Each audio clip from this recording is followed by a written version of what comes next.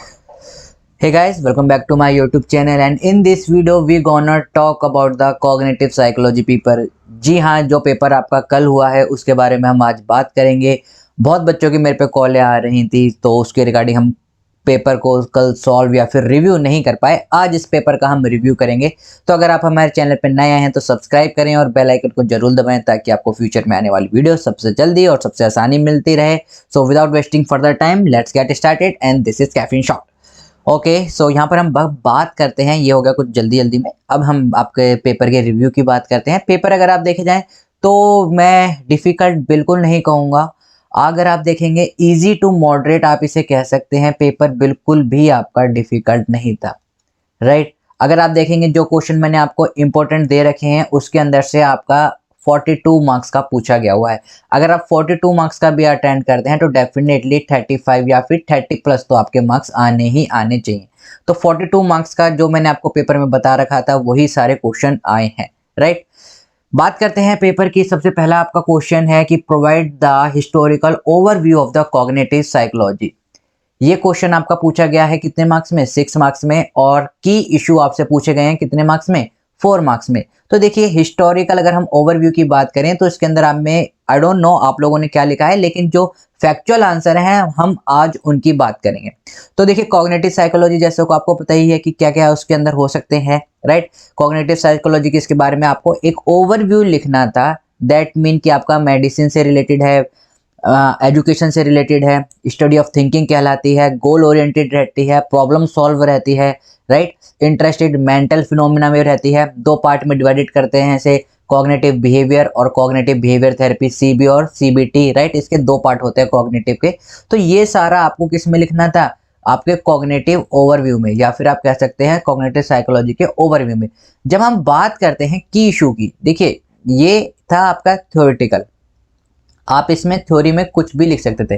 Paper वैसे पूरा theory है, लेकिन की इशू जैसे कुछ चीजें होती हैं जो आपको फैक्चुअल पता होनी चाहिए थी। नाउ इसमें की इशू क्या होते हैं आपके, देखिए की इशू काफी ज्यादा इसके अंदर रहते हैं। कौन कौन से की इशू होते हैं मैं यहाँ पर आपको लिख देता हूँ। अगर हम बात करें की इशू की तो आपका होता है सबसे पहला nature versus nurture, nature versus nurture की इशू में। दूसरा आपका होता है आपका rationalism rationalism versus empirical, right. अगर हम और बात करें इसकी की इशू में तो आपका होता है स्ट्रक्चर वर्सेस प्रोसेस। ये भी क्या होता है आपका कॉन्ट्राडिक्ट रहता है आपस में। मीन्स क्या है की इशू के बारे में जब हम बात कर रहे हैं दैट मीन कि आप दोनों में से किसी को भी पर्टिकुलर डिसाइड नहीं कर सकते कि कौन सा मोर इम्पोर्टेंट है। चाहे आप नेचर की बात कर लीजिए, चाहे नर्चर की बात कर लीजिए, चाहे रैशनलिज्म की बात कर लीजिए, या फिर इंपेरिकल की बात कर लीजिए, स्ट्रक्चर वर्सेस प्रोसेस की भी बात कर लीजिए, या फिर आप कह सकते हैं biological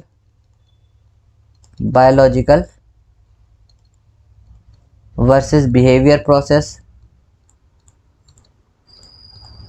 right. Behaviour process, right. तो ये अगर देखिए यहाँ आपके पास कितने आए थे, 4 मार्क्स में आया था, तो एटलीस्ट आपको कितने लिखने थे, आपको 4 की इशू जरूर लिखने चाहिए थे।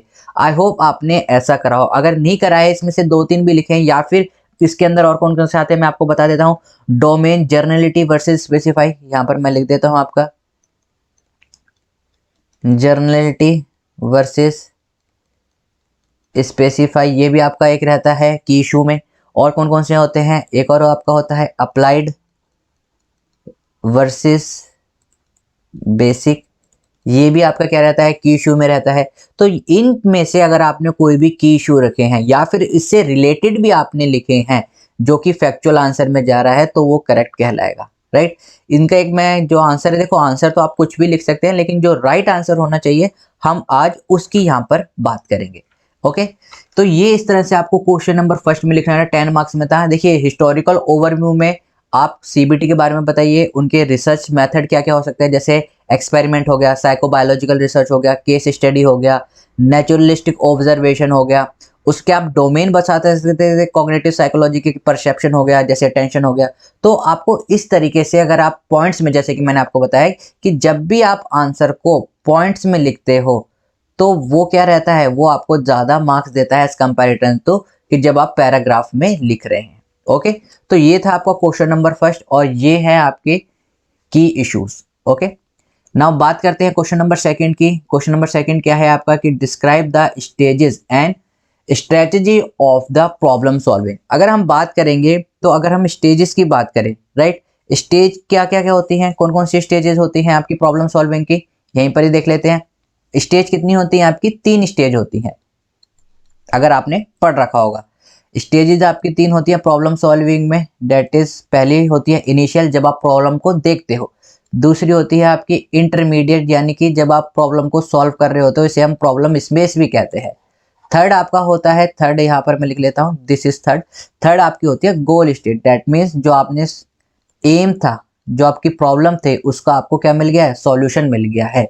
राइट, ये मैंने भी आपको बता रखा है और आई होप आप लोगों को भी पता होगा। जो जिन बच्चों ने मेंबरशिप ले रखी है सब्सक्रिप्शन में, ये वीडियोस सबको मिली, राइट, और मैंने ये वीडियोस डाल भी रखी हैं। स्ट्रेटेजी की बात करते हैं, स्टेजेस आपकी कितनी होती हैं क्रिएटिविटी में, सॉरी प्रॉब्लम सॉल्विंग में आपकी स्टेजेस कितनी होती हैं, 3 स्टेजेस होती हैं, इनिशियल, इंटरमीडिएट और गोल स्टेट।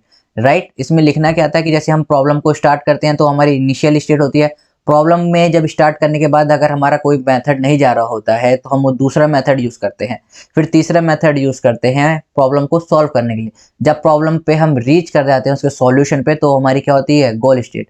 स्ट्रेटेजी कौन कौन सी, भाई स्ट्रेटेजी भी बहुत, ये क्वेश्चन तो बहुत बार मैंने आपको बता रखा है, पूछा गया है। स्ट्रेटेजी कौन कौन सी है, 2 स्ट्रेटेजी हैं, कौन कौन सी, एल्गोरिथम और कौन सी है, ह्यूरिस्टिक। राइट, ये आपको इन 2 स्ट्रेटेजीज के बारे में बात करनी थी। और अगर आप देखेंगे स्टेजेस में, देखिए ये 3 मार्क्स में ही पूछ रखा है, क्योंकि स्टेज की स्टेजेस भी कितनी है, 3 स्टेजेस है। और स्ट्रेटेजी 7 मार्क्स में इसलिए पूछ रखा है क्योंकि जब आप एल्गोरिथम को डिफाइन करोगे और ह्यूरिस्टिक को डिफाइन करोगे तो ये काफ़ी बड़ा लिख लेगा। राइट, कि एल्गोरिथम में आप बताएंगे कि हम क्या करते हैं, स्टेप बाय स्टेप करते हैं। ह्यूरिस्टिक कौन सा मेथड होता है, जब हम स्टेप बाय स्टेप नहीं करते, हम रैंडमली पुट करते हैं। ये शॉर्टकट होता है, ये लॉन्ग कट होता है, ये टाइम कंज्यूमिंग होता है, ये टाइम कंज्यूमिंग नहीं होता है। तो ये सारी चीज़ें अगर आपने हमारे चैनल पे बने हुए हैं तो आपको सारी चीज़ें पहले से ही पता होंगी, आई होप। नेक्स्ट क्वेश्चन था question number 3, discuss the meaning and stages of the creativity. मैंने आपको पहले बताया था कि कोई भी आपका आज तक कोई ऐसा पेपर नहीं आया है जिसमें आपका क्रिएटिविटी ना पूछा गया हो। हमेशा क्रिएटिविटी आता है। क्रिएटिविटी मेनली क्या आ जाता है कि मेजर करने के लिए, कि क्रिएटिविटी को कैसे मेजर करा जाता है, वो भी हमने आपको बता रखा था कि Torrance test of creative thinking. Right, इसके अंदर भी कितने, इसके 6 पार्ट्स होते हैं। कौन कौन से 6 पार्ट होते हैं ये आपको सारी वीडियो में मिल जाएंगे, हमने बता भी रखा है। राइट, तो अगर आप हमारे चैनल पे बने रहेंगे तो आपको बहुत ज़्यादा नॉलेज होगी, वीडियोस को देखेंगे। देखिए, एक महीने में अगर आप सोचे कि 50 में से आप 40 ले आएँ तो ऐसा पॉसिबल नहीं होता है। आपको थोड़ा बहुत, या तो आपके पास कॉमन सेंस ज़्यादा हो, या आईक्यू काफ़ी ज़्यादा हो, या फिर आपको कहीं ना कहीं उससे कोरिलेट करे तो बहुत अच्छे आपके मार्क्स आ सकते हैं। राइट, बात करते हैं मीनिंग की। क्रिएटिविटी का मीनिंग क्या होता है, न्यू आइडियाज। राइट, इससे रिलेटेड आप काफ़ी चीज़ों के बारे में लिख सकते हैं कि कैसे स्टार्ट हुआ, कि इंटेलिजेंट पीपल जरूरी नहीं है कि क्रिएटिव हो, लेकिन क्रिएटिव पीपल जरूरी हैं कि वो इंटेलिजेंट हो, वाइस वर्सा। राइट, तो इस तरह से आप क्रिएटिविटी के बारे में डिस्कस कर सकते थे, उसका क्या मीनिंग है। अगर हम बात करें फैक्चुअल की, स्टेजेस, स्टेजेस कभी चेंज नहीं हो सकती। ये वाला आंसर आप देखिए कुछ भी लिख सकते हैं। राइट, स्टेजेस क्रिएटिविटी की क्या होती है, स्टेजेस 4 स्टेजेस होती हैं क्रिएटिविटी की, 1 2 3 4। मैं यहाँ पर लिख देता हूँ कौन कौन सी होती है। सबसे पहले होती है आपकी प्रिपरेशन, प्रिपरेशन। सेकंड वन आपकी कौन सी होती है, that is incubation. Third one कौन सी होती है आपकी, इल्यूमिनेशन। एंड लास्ट वन कौन सी होती है आपकी, वेरिफिकेशन। ये 4 आपकी स्टेजेस होती हैं क्रिएटिविटी की, ये भी हमने बता रखा है और ये क्वेश्चन भी बहुत बार पूछा गया हुआ है। यहाँ ही नहीं, क्रिएटिविटी से क्वेश्चन आपका यूजीसी नेट में भी पूछा हुआ है। यूजीसी नेट में भी आपसे पूछ रखा है कि थर्ड स्टेज बताइए क्रिएटिविटी की, और ये 2017 में पूछा गया हुआ था क्वेश्चन। तो आपको देखो ये सारी छोटी छोटी चीज़ें याद रखनी है। मैं आपको बिलीव दिलाता हूँ कि देखिए, जैसे मैं भी इग्नू से पढ़ा हुआ हूँ, राइट, आप लोग भी इग्नू से पढ़ रहे हैं। अगर आप इन छोटी छोटी चीज़ों को ध्यान रखेंगे तो यूजीसी का पेपर, या फिर अगर आप यूजीसी नेट निकालने की सोच रहे हैं तो बहुत इजी रहता है। राइट, मैंने भी अपना फर्स्ट अटैम्प्ट दिया था इसी ईयर और मेरा क्लियर हो गया, JRF नहीं हो पाया लेकिन UGC नेट क्लियर हो गया, राइट। तो अगर आप लोग भी थोड़ा बहुत इस पे ध्यान देंगे, मैं ये नहीं कह रहा हूँ कि आपको पूरे दिन पढ़ते रहना, नहीं, सिर्फ छोटी छोटी कोर पार्ट पे भी अगर आप ध्यान देंगे ना तो डेफिनेटली उसको आप कोरिलेट करोगे तो चाहे आपका UGC हो या गेट हो बहुत ही ईजी निकलेगा। ओके, तो ये इसकी 4 स्टेजेस होती है क्रिएटिविटी की, और आई होप आपने भी ऐसा ही लिखा हो। देखिए, बात करते हैं क्वेश्चन नंबर 4 की, explain the comprehensive model of the language processing. ये क्वेश्चन अगर आप बात करेंगे तो देखिए, लैंग्वेज प्रोसेसिंग में आपके काफ़ी सारे मॉडल हो जाते हैं, लेकिन कंप्रिहेंसिव मॉडल आपका क्या रहेगा, सिर्फ और सिर्फ जो हमने आपको बता रखा है, इसकी पूरी वीडियोस मैंने आपको बना रखी है, आपको वीडियो सेक्शन में जरूर मिल जाएंगी, राइट। यहाँ पर हम डिस्कस करेंगे तो वीडियो बहुत ज़्यादा लंबी हो जाएगी। और देखिए, मैंने आपको बताया था कि हम वही चीज़ यहाँ पर डिस्कस करेंगे जो फैक्चुअल होंगी, राइट। जैसे डिस्कस द मीनिंग, मीनिंग को आपको पता ही होगा, अगर नहीं भी पता होगा तो भी कुछ आपने अपनी तरफ से लिखा होगा, तो इसका लॉजिकली कोई एक्यूरेटली 100% आंसर नहीं है। स्टेजेस अगर आपने कुछ और लिखी हैं ये होनी चाहिए थी, राइट। तो यहाँ पर क्या है, ये फैक्चुअल है। ओके, बात करते हैं नेक्स्ट क्वेश्चन की, explain the level of the processing model by the crack and Lockhart. ये क्वेश्चन भी हमने रिसेंटली अपलोड करा था। आई नो कुछ वीडियोस देर में अपलोड करी हैं, आई नो, लेकिन अगर आप देखेंगे तो ये वीडियो आई थिंक हमने बहुत पहले ही अपलोड कर दी, और मैं परसों भी अपलोड करने वाला था, फिर मैंने देखा कि ये वीडियोस हमने पहले ही अपलोड कर रखी हैं। तो क्या होता है देखिए, क्रैकन मॉडल के में कि इसने बेसिकली क्या करा था, क्रैकन जो आपके लोकहार्ट थे, इन्होंने 1972 में स्टार्ट करा था ये मॉडल, और इन्होंने क्या कहा था कि जैसे हम प्रोसेसिंग करते हैं तो उसके बेसिस पर इन्होंने उसको 3 पार्ट में डिवाइड करा। कौन कौन से 3 पार्ट थे, पहला था आपका स्ट्रक्चर, दूसरा था आपका फिनोमिक,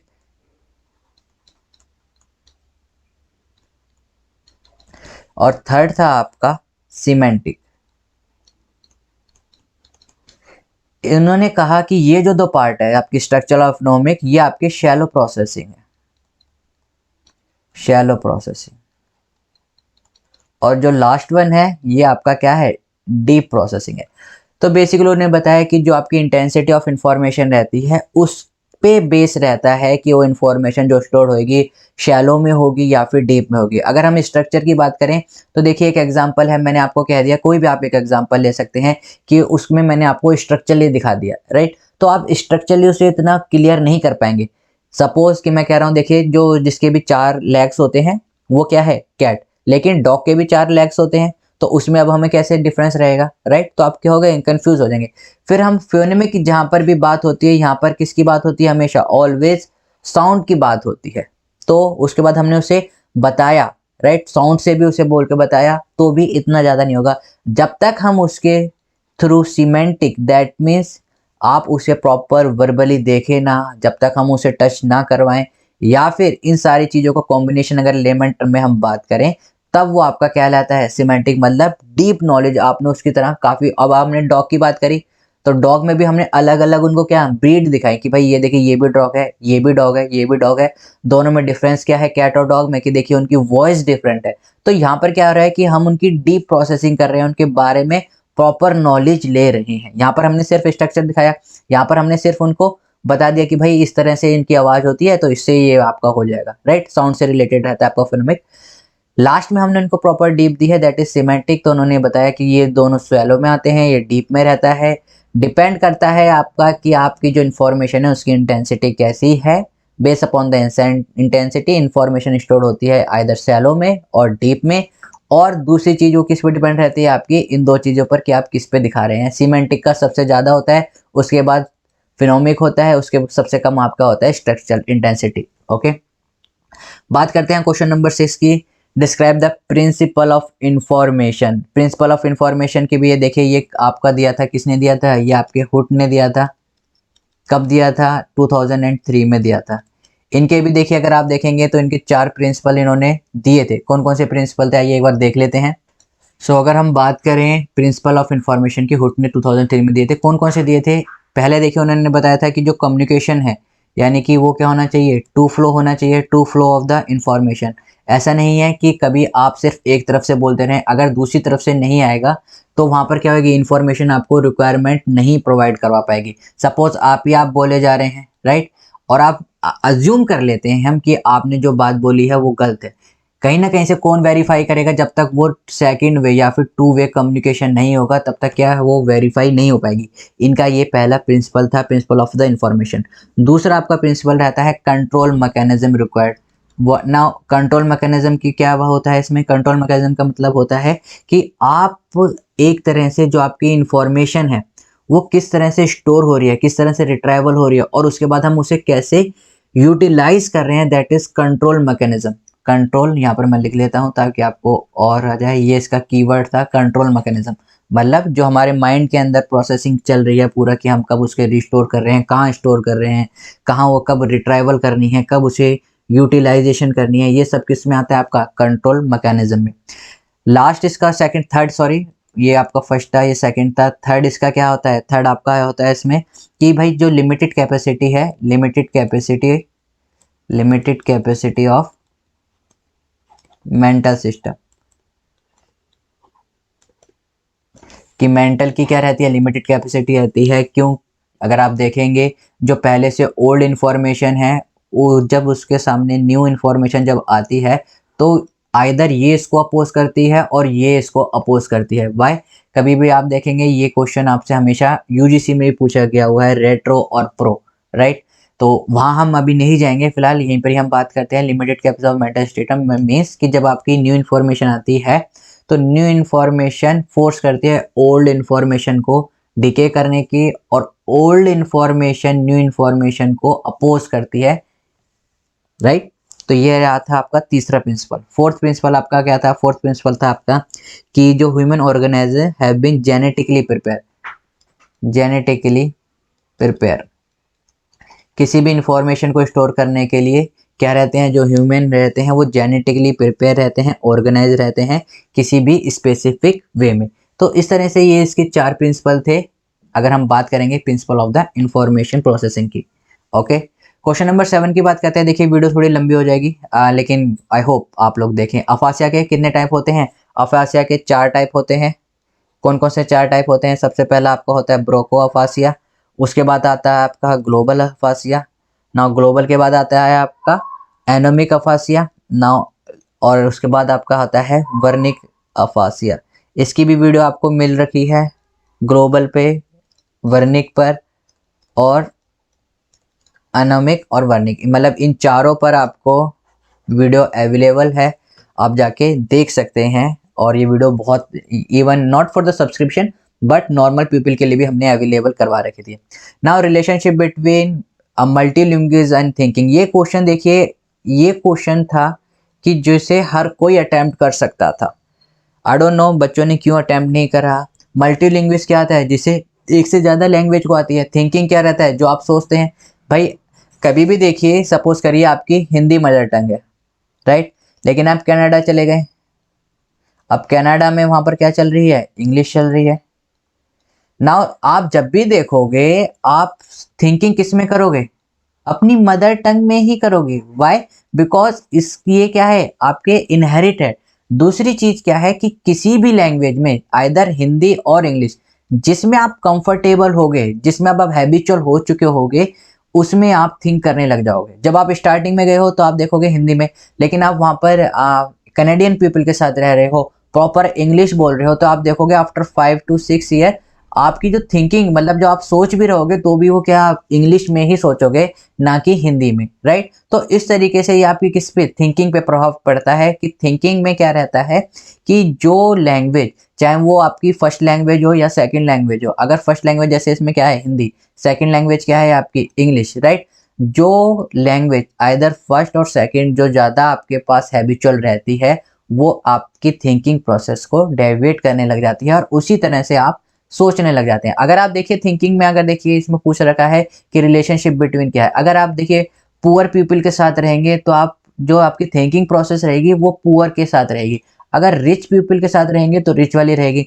अगर आप बिजनेस पीपल के साथ रहोगे तो आप हमेशा बिजनेस की तरह सोचने लग जाओगे, राइट? तो इस तरीके से बहुत इफेक्ट पड़ता है। प्लस सेकंड चीज, मल्टी लैंग्वेज और थिंकिंग में क्या रिलेशनशिप है? अगर आप किसी बिजनेस ट्रिप पे गए, वहां पर आप अज्यूम कर लेते हैं कि आप हिंदी बोल रहे हैं, राइट? तो वहां पर आपको देखिए कि सामने वाले को इम्प्रेस करने का इम्प्रेशन भी आपका क्या हो जाएगा, डाउन हो जाएगा। क्योंकि राइट नाउ देखिए सिनेरियो ऐसे चल रहा है कि हम मानते हैं कि जो बच्चा या जो स्टूडेंट इंग्लिश बोल पा रहा है वो इम्पोर्टेंट भी है और इंटेलिजेंट भी है rather than the English, right. तो उसी बिजनेस ट्रिप पे अगर आप इंग्लिश में बोल के लोगों को समझा रहे हो विद कॉन्फिडेंस तो that is much approachable, right. तो इस तरह से मल्टी लिंग्विज्म और थिंकिंग का आपको बताना था फर्स्ट लैंग्वेज सेकंड लैंग्वेज के अकॉर्डिंग, राइट। आई होप आप सबने यही लिखा हो। क्वेश्चन नंबर 9 की बात करते हैं। Explain any 3 techniques of problem solving. Now देखिए 3 टेक्निक्स बहुत ही इजी क्वेश्चन पूछा गया था प्रॉब्लम सॉल्विंग के ऊपर, काफी ज्यादा क्वेश्चन आए हैं, ये दूसरा क्वेश्चन था। टेक्निक क्या होती है भाई, टेक्निक मतलब किस तरह से आप अपनी प्रॉब्लम को सॉल्व कर सकते हैं। तो कौन कौन सी टेक्निक है, देखिए सबसे पहले आपकी आप इसमें लगा सकते हैं आपकी मीन एंड एनालिसिस, ये आपकी एक टेक्निक होती है। ट्रायल एंड एरर, ये तो सबको ही पता हो गया आई होप, राइट। कितनी पूछी है उन्होंने, 3 पूछी हैं। ट्रायल एंड एरर हो गया, और बताइए और कौन सी होती है, डिवाइड एंड कॉन्कर, ये ब्रिटिश ने हमारे साथ करा था, आई होप ये भी सबको पता हो, राइट। 3 तो ये होगी, और आपको किससे लिख सकते हैं, ये देखिए। अब आप कहेंगे सर ये भी होती है हाइपोथेसिस टेस्टिंग, ये भी क्या होती है आपकी प्रॉब्लम सॉल्विंग के लिए तो हम यूज करते हैं। और बताइए प्लानिंग स्ट्रेटेजी, किस तरह से आप प्लानिंग कर रहे हैं और कैसे उस जो प्रॉब्लम को है उसे सॉल्व करेंगे। 5 तो ये होगी, और भी देख लेते हैं अगर आप कहेंगे तो। ये देखिए थिंकिंग अलाउड, इसकी वीडियो भी आपके पास अवेलेबल है, ये और ये क्वेश्चन भी आपसे काफ़ी बार पूछ रखा है आपका थिंकिंग अलाउड, राइट। और बताइए रूट कॉज एनालिसिस की जो प्रॉब्लम है वो कहाँ से एनालिस हुई है, क्या उसका कारण है। ये देखिए काफ़ी ज़्यादा इजी पेपर में अगर हम देखे जाएं तो काफ़ी ज़्यादा इजी पेपर था। नॉर्मल उन्होंने कोर पार्ट पूछ रखा था, तो देखिए 3 पूछी थी, यहाँ पर हमने 7, और ये 7 के 7 आपने पढ़ कहीं ना कहीं पढ़ रखी होंगी। अगर आप फिर भी भूल जाते हैं, देखिए एक और होती है ब्रेन स्टॉर्मिंग। मैंने क्या बताया कि अगर आपको नहीं आता है but you have common sense तो भी आप इजिली 60% ले आएंगे, राइट। लेकिन अगर आप कुछ और ही लिखे जा रहे हैं तो वो फिर I think it will be little bit in the trouble, okay. आइए देखते हैं सेक्शन सी का, ये हमारा रह गया है मेमोरी कंसोलिडेशन क्या होता है। मेमोरी कंसोलिडेशन और हिप्पोकैम्पस दोनों की आपके पास वीडियो अवेलेबल है। मिलर मैजिक नंबर की बात करते हैं आपका 7 + -2, ये क्वेश्चन आपका यूजीसी में भी पूछा रखा है कि मिलर मैजिक नंबर क्या रहते हैं। बॉडीली काइनेस्टिक कौन से होते हैं, बॉडीली काइनेस्टिक वो लोग होते हैं जो अपनी बॉडी में काफ़ी ज़्यादा एथलीट टाइप के रहते हैं, जैसे कि आप विराट कोहली को कह सकते हैं, हुसैन बोल्ट को कह सकते हैं। ये आपका किस में आ जाता है, ये आपका बॉडीली काइनेस्थेटिक इंटेलिजेंस में आ जाता है। वीडियो थोड़ी लंबी हो गई है लेकिन आई होप आपको कुछ समझ में आ गया होगा। अगर आपको कोई वीडियो अच्छी लगी है तो प्लीज़ लाइक करें, शेयर करें, सब्सक्राइब करें और इसी तरह से हमें मोटिवेट करते रहें। Thank you all of you.